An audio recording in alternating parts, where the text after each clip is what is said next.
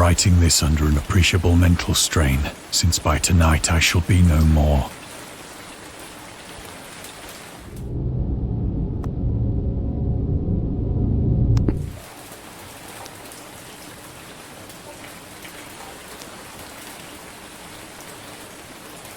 Penniless, and at the end of my supply of the drug which alone makes life endurable, I can bear the torture no longer, and shall cast myself from this garret window into the squalid street below.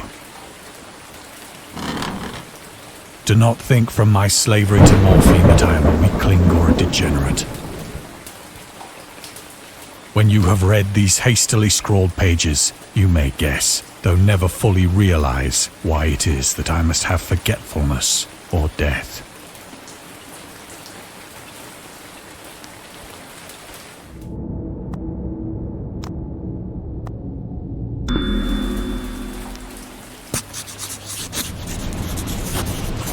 It was in one of the most open and least frequented parts of the broad Pacific that the packet of which I was supercargo fell a victim to the German sea raider.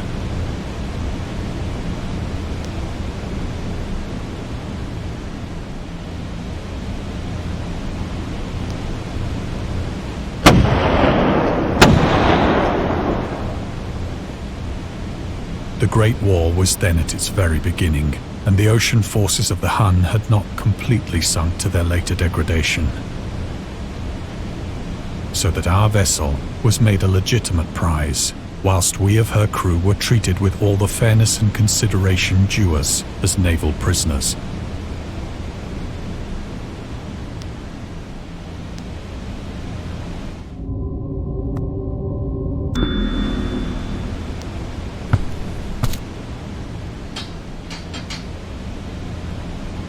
So liberal, indeed, was the discipline of our captors, that 5 days after we were taken, I managed to escape alone in a small boat with water and provisions for a good length of time.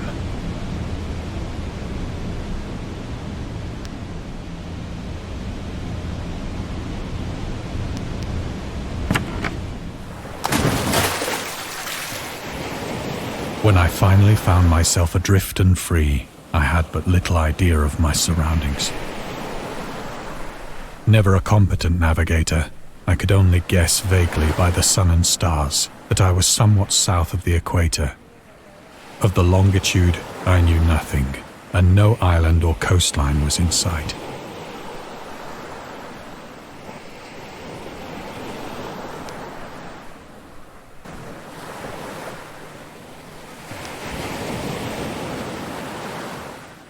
The weather kept fair, and for uncounted days I drifted aimlessly beneath the scorching sun, waiting either for some passing ship or to be cast on the shores of some habitable land.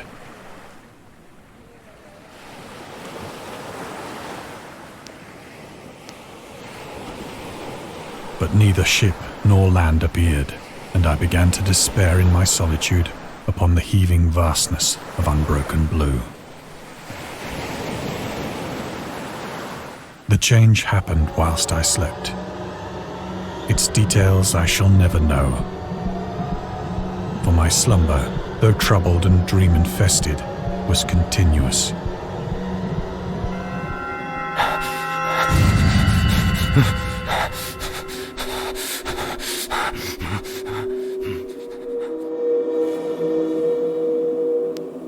When at last I awoke, it was to discover myself half sucked into a slimy expanse of hellish black mire, which extended about me in monotonous undulations as far as I could see, and in which my boat lay grounded some distance away. Though one might well imagine that my first sensation would be of wonder at so prodigious and unexpected a transformation of scenery, I was in reality more horrified than astonished. For there was in the air, and in the rotting soil, a sinister quality which chilled me to the very core. The region was putrid with the carcasses of decaying fish, and of other, less describable things which I saw protruding from the nasty mud of the unending plain.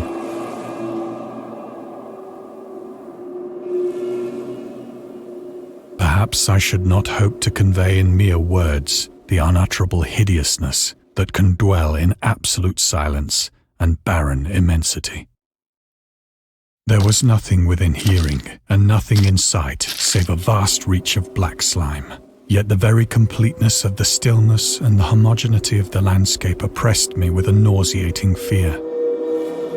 The sun was blazing down from a sky which seemed to me almost black in its cloudless cruelty, as though reflecting the inky marsh beneath my feet.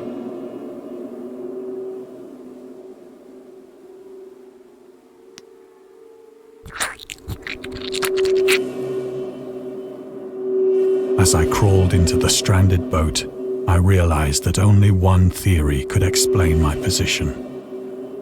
Through some unprecedented volcanic upheaval, a portion of the ocean floor must have been thrown to the surface, exposing regions for which innumerable millions of years had lain hidden under unfathomable watery depths.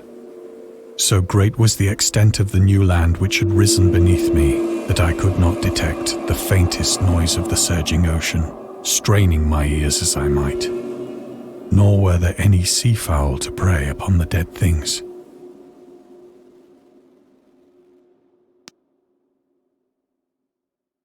For several hours I sat thinking or brooding in the boat, which lay upon its side and afforded a slight shade as the sun moved across the heavens. As the day progressed, the ground lost some of its stickiness and seemed likely to dry sufficiently for traveling purposes in a short time. That night I slept but little, and the next day I made for myself a pack containing food and water, preparatory to an overland journey in search of the vanished sea and possible rescue.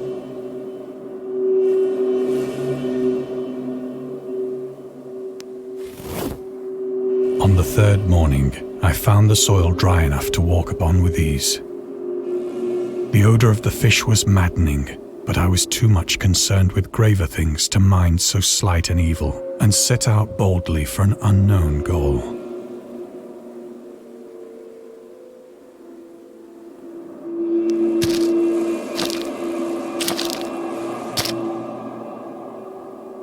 All day I forged steadily westward, guided by a faraway hummock which rose higher than any other elevation on the rolling desert.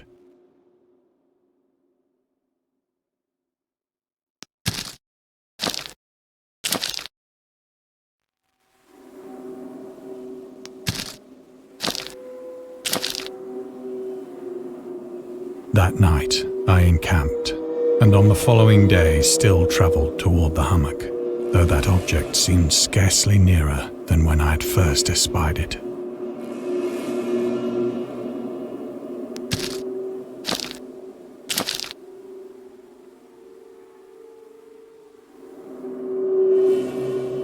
By the fourth evening, I attained the base of the mound, which turned out to be much higher than it had appeared from a distance. An intervening valley setting it out in sharper relief from the general surface. Too weary to ascend, I slept in the shadow of the hill. I know not why my dreams were so wild that night, but ere the waning and fantastically gibbous moon had risen far above the eastern plain, I was awake in a cold perspiration, determined to sleep no more. Such visions as I had experienced were too much for me to endure again. And in the glow of the moon I saw how unwise I had been to travel by day. Without the glare of the parching sun, my journey would have cost me less energy. Indeed, I now felt quite able to perform the ascent which had deterred me at sunset. Picking up my pack, I started for the crest of the eminence.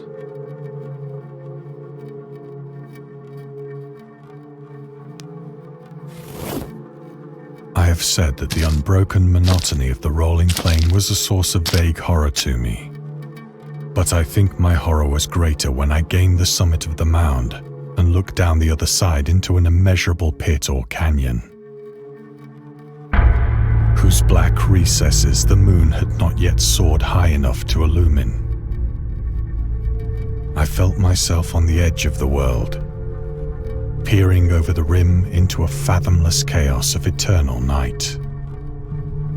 Through my terror ran curious reminiscences of Paradise Lost and of Satan's hideous climb through the unfashioned realms of darkness. As the moon climbed higher in the sky, I began to see that the slopes of the valley were not quite so perpendicular as ledges and outcroppings of rock afforded fairly easy footholds for a descent, whilst after a drop of only a few hundred feet, the declivity became very gradual.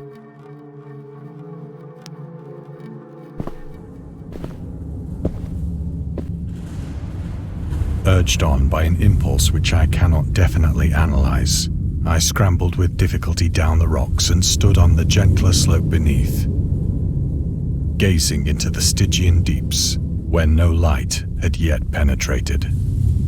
All at once, my attention an object that gleamed whitely in the newly bestowed rays of the ascending moon.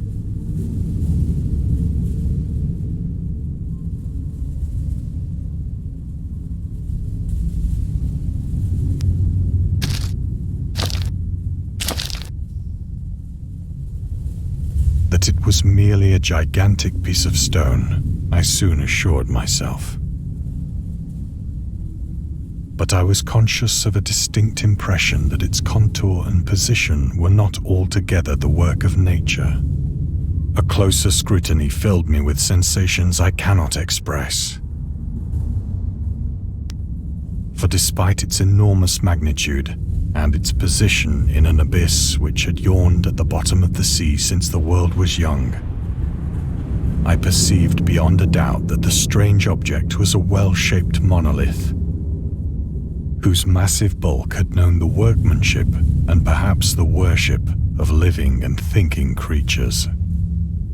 Dazed and frightened, yet not without a certain thrill of the scientist's or archaeologist's delight, I examined my surroundings more closely.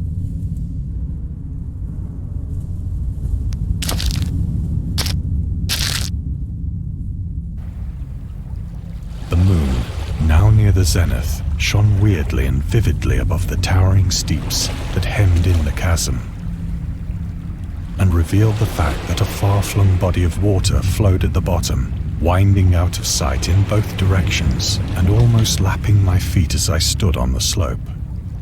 Across the chasm, the wavelets washed the base of the Cyclopean monolith, on whose surface I could now trace both inscriptions and crude sculptures. The writing was in a system of hieroglyphics unknown to me and unlike anything I'd ever seen in consisting for the most part of conventionalized aquatic symbols such as fishes, eels, octopi, crustaceans, mollusks, whales, and the like. Several characters obviously represented marine things which are unknown to the modern world,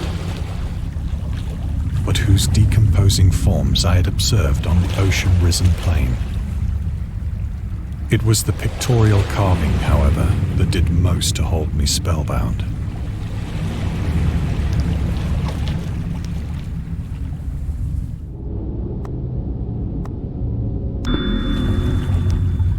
Plainly visible across the intervening water on account of their enormous size were an array of bas-reliefs whose subjects would have excited the envy of a Doré. I think that these things were supposed to depict men, at least a certain sort of men, though the creatures were shown disporting like fishes in the waters of some marine grotto, or paying homage at some monolithic shrine which appeared to be under the waves as well. Of their faces and forms I dare not speak in detail, for the mere remembrance makes me grow faint. Grotesque beyond the imagination of a Poe or a Bulwer, they were damnably human in general outline, despite webbed hands and feet, shockingly wide and flabby lips, glassy, bulging eyes, and other features less pleasant to recall. Curiously enough, they seem to have been chiseled badly out of proportion with their scenic background.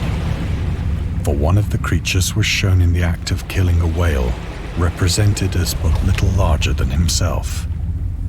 I remarked, as I say, their grotesqueness and strange size, but in a moment decided that they were merely the imaginary gods of some primitive fishing or seafaring tribe. Some tribe whose last descendant had perished eras before the first ancestor of the Piltdown or Neanderthal man was born.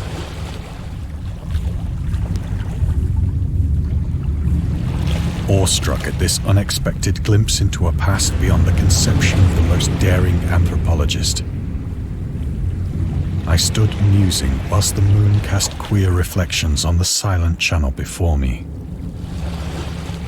Then, suddenly, I saw it. With only a slight churning to mark its rise to the surface, the thing slid into view above the dark waters. Vast, Prometheus-like and loathsome, it darted like a stupendous monster of nightmares to the monolith, about which it flung its gigantic scaly arms, the while it bowed its hideous head and gave vent to certain measured sounds. I think I went mad then. Of my frantic ascent of the slope and cliff, and of my delirious journey back to the stranded boat, I remember.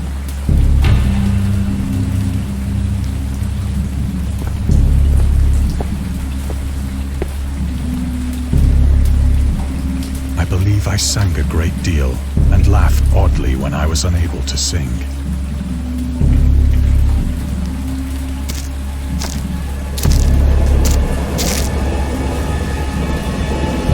I have indistinct recollections of a great storm sometime after I reached the boat.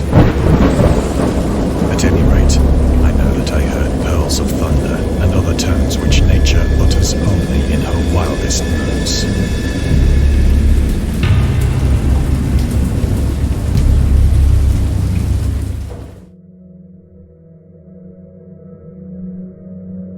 When I came out of the shadows, I was in a San Francisco hospital. Brought thither by the captain of the American ship which had picked up my boat in mid-ocean. In my delirium, I had said much, but found that my words had been given scant attention. Of any land upheaval in the Pacific, my rescuers knew nothing. Nor did I deem it necessary to insist upon a thing which I knew they could not believe.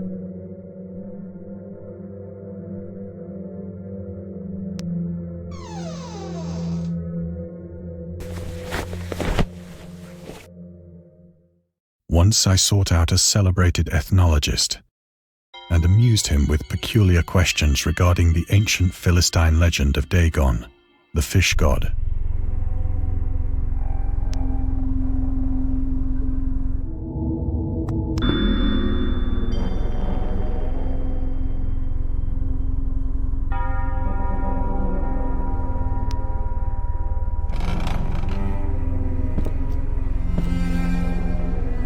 But soon perceiving that he was hopelessly conventional, I did not press my inquiries.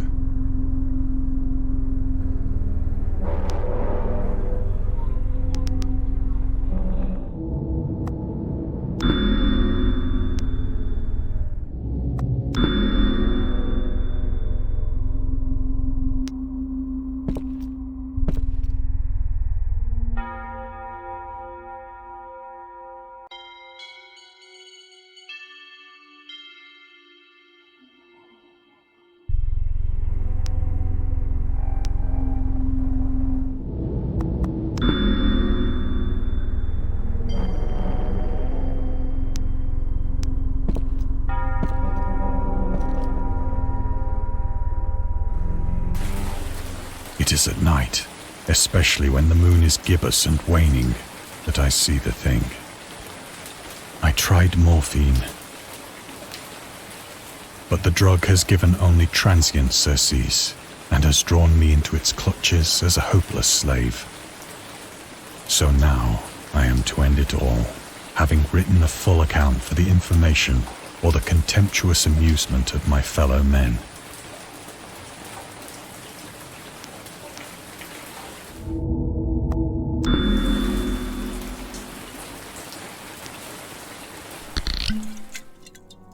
Often, I ask myself if it could not all have been a pure phantasm, a mere freak of fever as I lay sun-stricken and raving in the open boat after my escape from the German man-of-war. This I ask myself, but ever does there come before me a hideously vivid vision in reply. I cannot think of the deep sea without shuddering at the nameless things that may at this very moment be crawling and floundering on its slimy bed, worshipping their ancient stone idols and carving their own detestable likenesses on submarine obelisks of water-soaked granite. I dream of a day when they may rise above the billows to drag down into their reeking talons the remnants of puny, war-exhausted mankind. Of a day when the land shall sink and the dark ocean shall ascend amidst universal pandemonium.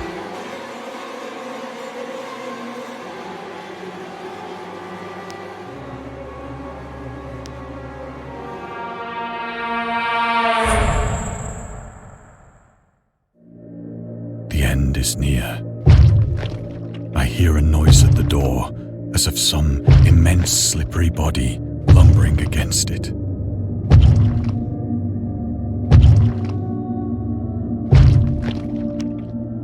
It shall not find me.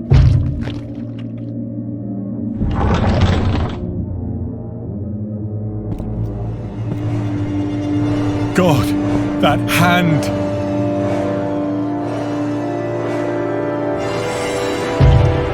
The window! The window!